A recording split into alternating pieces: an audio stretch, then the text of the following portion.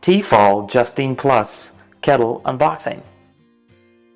Hey everyone, welcome back to the Clueless Dad, coming to you from Japan. This is my new Japan apartment. Don't ask. Anyway, so we have a possibly Japan only Tefal kettle. This is called the Justine Plus, 1.2 liter size, 1250 watts, and it's that kind of plastic design, not an all metal one. Anyway, it goes for about $20 to $25 with the exchange rates and inflation. I'm afraid to convert it, but something around 3,000 yen, depending on where you buy it. And it's not the biggest one that Tefal makes. They have a 1.8 liter, and I know they have smaller ones, but this one kind of best size for what we need. So anyway, let's get unboxing. So not much to it. Basically, everything is in here. So we have our base, in this case with a Japan plug, 100 volts, 1250 watts, made in China. So standard disclaimers: household use only, do not immerse in water, in like 10 different languages, except Japanese isn't on there. One more feature about the base I forgot to mention is that you can wrap the cord around underneath it so that it's not too long and gets snagged on anything. Okay, and here's the kettle itself, and here you go, pretty lightweight when it's empty. One thing on the bottom, you might think it's like induction heating, but it's not. It's actually an electrical connection. So this basically plugs in.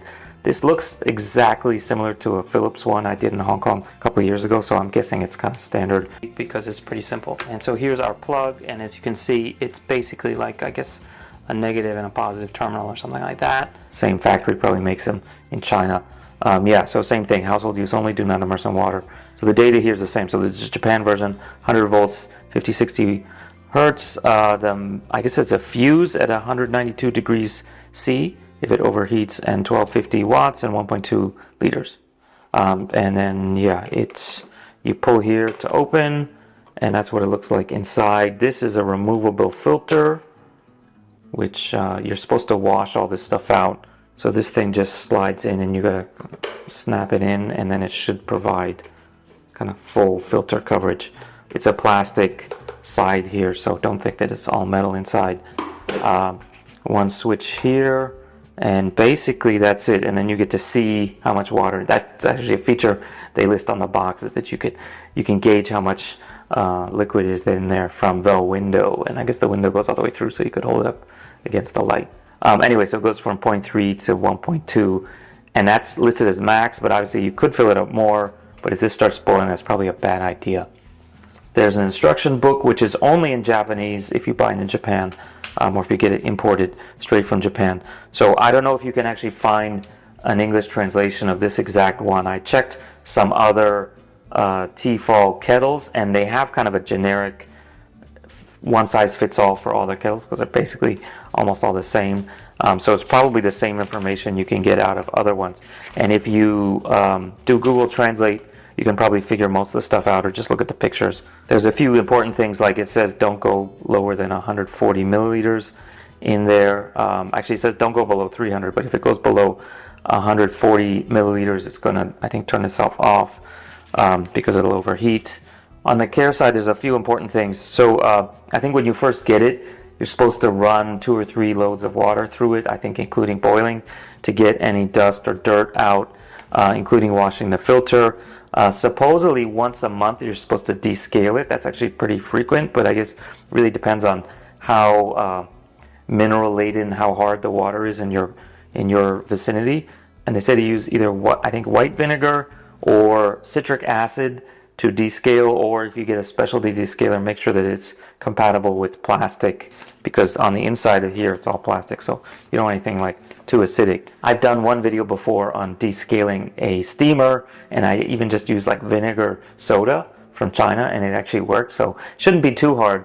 If you can actually see a lot of stuff forming on the bottom, it's probably worth doing, but otherwise just wait until it gets that bad maybe. So let me just run one cycle of water just to show how it works, and then we'll wrap up. Okay, so I got exactly 1.2 liters and putting it on. Let's get the timer going. Okay, ready, 3, 2, 1, go. So you should be able to see the light on the little handle, and that should turn off when it's done.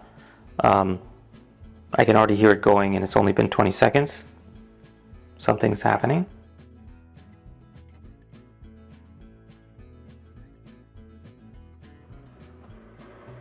So around 2 minutes, starts making a lot of noise.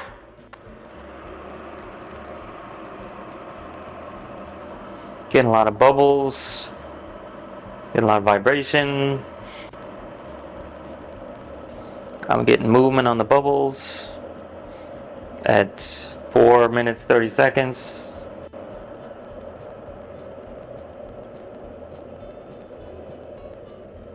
I mean, I think you can call that boiling. Hasn't switched off yet. Okay, yeah, that's boiling. You can see the bubbles now. So that's 5 minutes 35 seconds. Now it's really going. Okay, full boil, 5 minutes 35 seconds. And it switched off at 5 minutes 45 seconds.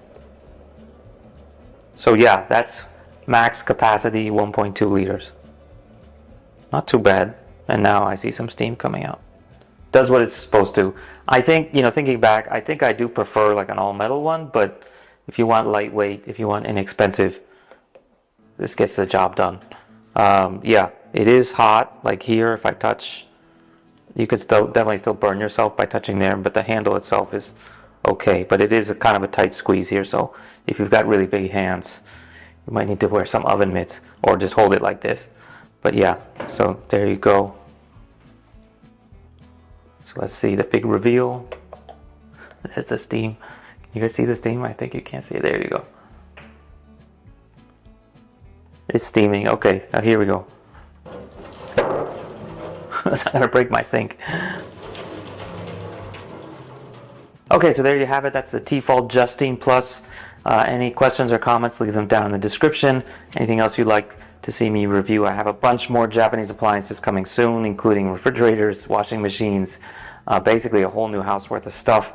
So stay tuned for that. I know they sell these or very similar models throughout Asia, so definitely worthwhile even if you don't live in Japan. Okay, see you guys later. Bye.